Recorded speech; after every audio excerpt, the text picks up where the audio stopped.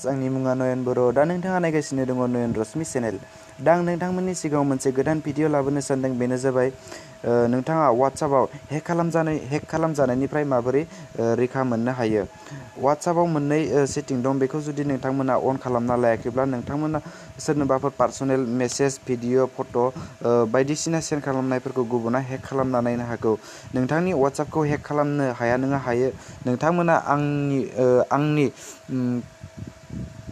आं जा खोन्थादों बेखौ जुदि मानिनानै सोलियोब्ला नोंथांमोननि WhatsAppखौ रावबो हेक खालामनो हानाय नङा आरो आंनि नेक्स्ट भिडिअ WhatsAppखौ माबोरै हेक खालामनो हायो बेखौ आं दिन्थिगोन भिडिअखौ दिन्थिनायनि सिगां गासिबो जाहाथे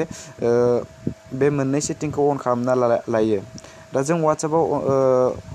हेक खालामजानायनिफ्राय माबोरै रैखा मोननो बेनि थाखाय नोंथाङा गिबियावनो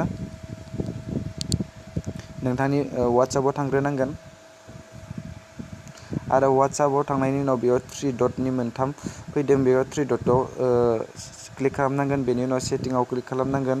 सेटिंआव क्लिक खालामनायनि उनाव एकाउन्टआव क्लिक खालामनांगोन एकाउन्टआव क्लिक खालामखांनायनि उनाव 2 स्टेप भेरिफिकेसन बेयाव क्लिक खालामनांगोन आरो बेवहाय इनेबलआव क्लिक खालामनांगोन इनेबलआव क्लिक खालामखांनायनि उनाव नोंथाङा बेयाव 6 डिजिट नाम्बार जायखिजाया गोसोआव थानाय बायदि होनो हागोन आं सिम्पोलखौनो होनि 1 2 3 4 5 6 आरो बेवहाय नोंथाङा नोंथांनि इमेलखौ हो आं आंनि इमेलखौ होगोन नोंथांमोना जुदि नोंथांमोननि इमेलखौ होखांबायबा नैबे डनआव क्लिक खालामखांनायनि उनाव नोंथांमोना आरो नोंथांनि WhatsAppखौ रावबो हेक खालामनो हानाय नंला एबा स्केन खालामब्लाबो नोंथांनि WhatsAppआ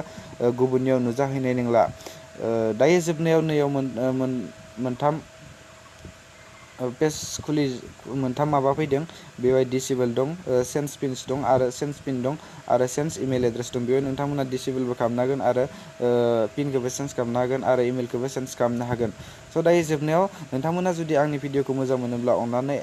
आंनि चेनेलखौ साबस्क्राइब खालाम आरो बेल आइकनखौ प्रेस खालामनो दाबाव जाहाथे आंनि गोदान लेटेस्ट भिडिअ नोंथांनिसिम सौहैग्रोयो आरो